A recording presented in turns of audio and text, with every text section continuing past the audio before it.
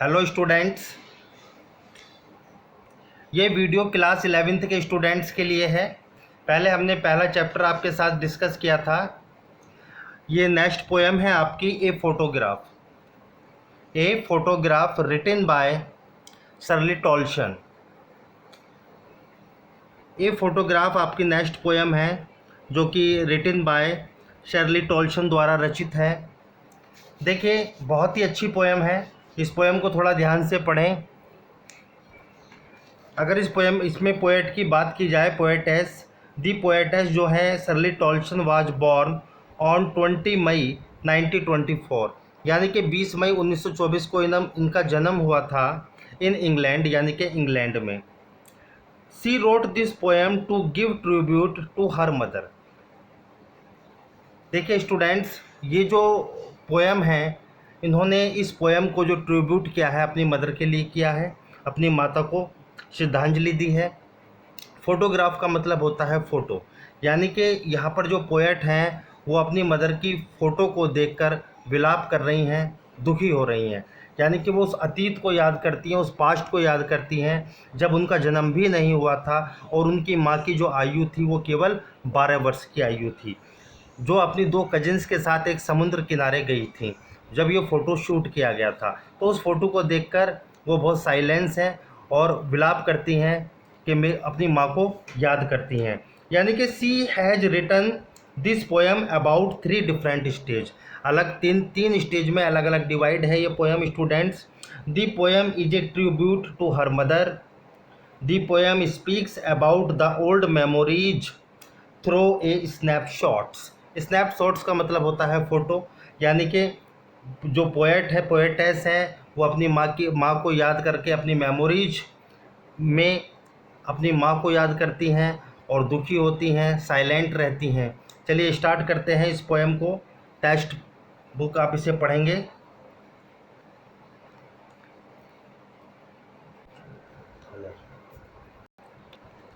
चलिए students, stanza 1 discuss करते हैं।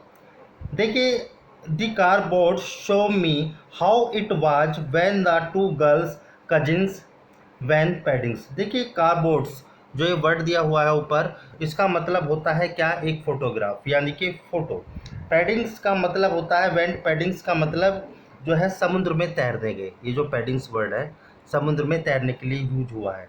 यानी कि the cardboard show me how it was when the 2 girls cousin went padding. यानी कि वो अपनी माँ को याद करती हुई पोएटेस बताती हैं कि जब उनकी माँ की आयु 12 वर्ष की थी, यानी कि उस समय पोएटेस का भी जन्म नहीं हुआ था, तो वो अपनी 2 कजिन्स के साथ, यानी कि चचेरी जो बहन थी, कजिन्स थी, उनके साथ एक समुद्र किनारे गई थी फ़ोटो शूट करवाने के लिए, जो कि उनके अंकल फ़ोटो को शूट कर रहे थे।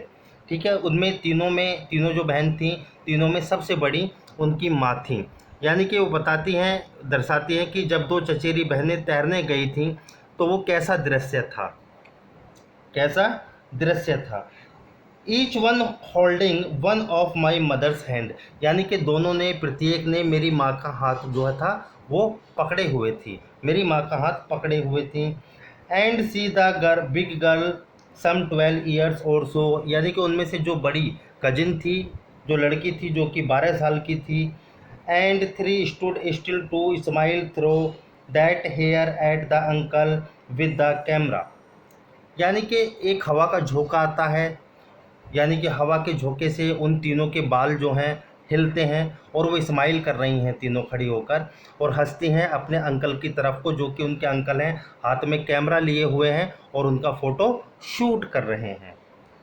ठीक है students, a sweet face my mother's that was before I was born. यानी कि जब मेरा जन्म भी नहीं हुआ था, ये जब की बात है जब मेरी माँ की आयु केवल 12 ईयर्स थी, 12 वर्ष थी। And the sea which appears to have changed less wasted their terribly transient feet. और वहाँ पर समुद्र की जो लहरें आती थीं वो मेरी माँ के, यानी कि और मेरी माँ के साथ वो जो 2 उनकी कजिन्स थी, उनके भी पैरों को धोकर समुद्र की लहरें चली जाया करती थी।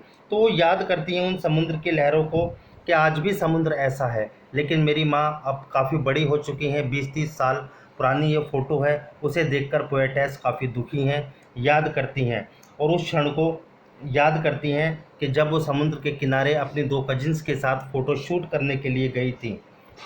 ठीक है, यानी कि चाचा की तरफ देखकर हंसती हैं, वो फ़ोटो शूट करती हैं।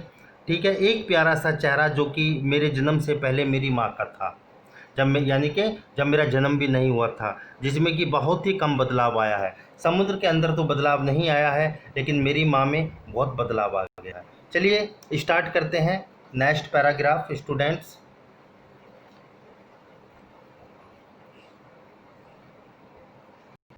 चलिए स्टूडेंट्स, स्टैंजा नंबर 2।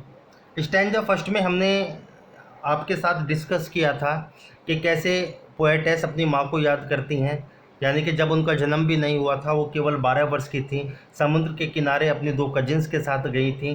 किस प्रकार से समुद्र की लहरें उनके पैर को धोकर चली जाती हैं। उस समुद्र में चेंज नहीं आया, लेकिन मेरी माँ में बहुत चेंज आ गया, क्योंकि वो 20-30 साल बाद उस फोटो को देख रही हैं।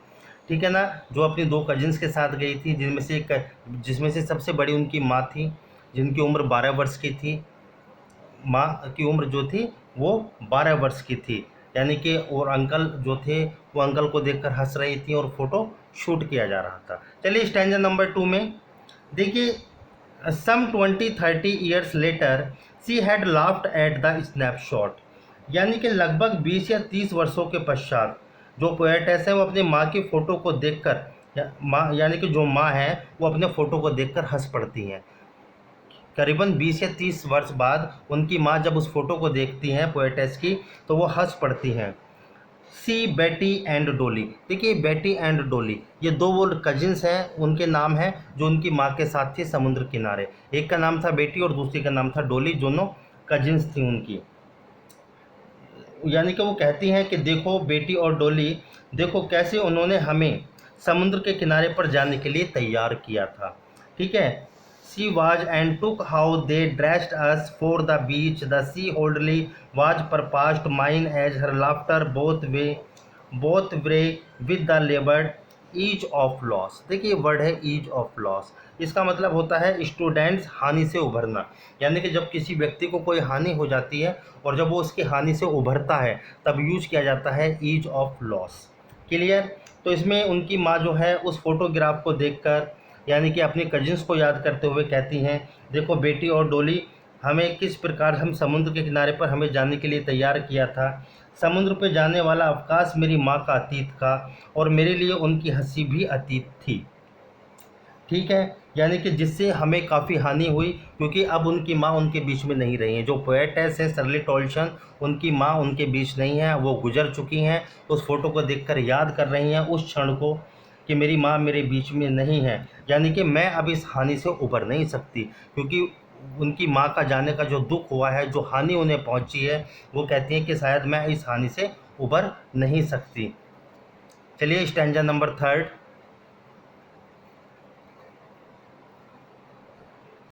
चलिए students, now she has been dead nearly as many years as that girl lived, and of this circumstance word है ये, इसका मतलब होता है परिस्थितियाँ। देयर इज नथिंग टू से एट ऑल, इट्स साइलेंस, यानी कि कहने के लिए कुछ नहीं बचा, अब केवल साइलेंस ही है। देखिए यहाँ पर पोएटेस काफ़ी दुखी हैं, परेशान हैं, उस अतीत को याद कर रही हैं और वो कह रही हैं कि मेरी माँ अब मर चुकी है, यानी कि मेरी माँ अब इस दुनिया में नहीं है, तथा उनको मरे हुए लगभग 12 वर्ष हो चुके हैं। ठीक है, इतने वर्षों में वह लड़की जिंदा रही। ठीक है, वर्ष में वह लड़की जिंदा रही, और इस परिस्थिति में कहने के लिए कुछ भी बाकी नहीं है मेरे पास। केवल अब वो फ़ोटो में ही जिंदा है, फ़ोटो में ही उनकी मेमोरी है, जिसे देखकर